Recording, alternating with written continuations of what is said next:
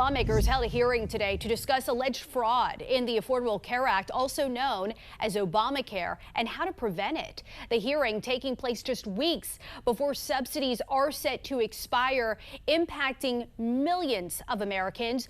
The National News Desk, Jeff Harris, joining us. And Jeff, obviously down to the wire now. We know Congress is divided, though, on how to move forward. Clock is ticking for a deal to be reached. Break down where things stand tonight. So the enhanced Obamacare subsidies will expire on December 31st unless Congress steps in. If they don't, millions of Americans will see a spike in health insurance costs. Democrats want the subsidies extended. Many Republicans, however, do not, proposing an HSA system instead, while also pointing to recent reports alleging fraud within the system.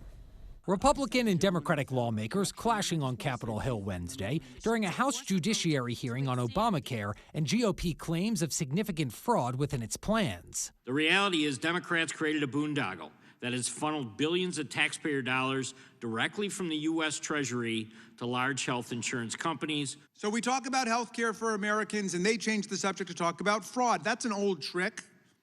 When we talk about Social Security, they talk about fraud. When we talk about Medicare, they talk about fraud. Among those testifying, Blase, president of the Paragon Health Institute, who's argued that Obamacare is filled with fraud and improper enrollment. My testimony today will focus on one profound and expanding failure: massive fraud and abuse in the exchanges. Claims House Speaker Mike Johnson echoed Wednesday afternoon, sharing details of a new report from the Government Accountability Office, which found that ACA exchanges over the last 2 years are highly vulnerable to fraud, including $94 million in subsidies paid to those who died, duplicate Social Security numbers, and 24 fake enrollments. This is the system that Democrats and Congress want to extend without reform.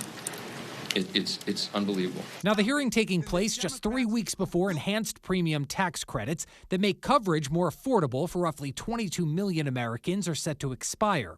Democrats have proposed expanding the tax credits, while Republicans have pitched multiple plans, some focusing on health savings accounts. Democrats are fighting for lower health care costs for the American people. Republicans are fighting with each other. But there's a lot of plans, but we need to be able to work across the aisle with the Democrats where they work with us on these plans so we know we can get 60 votes.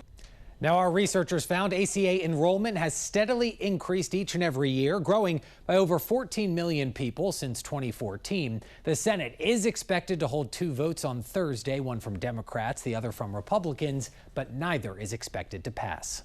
Reporting for the National News Desk, I'm Jeff Harris.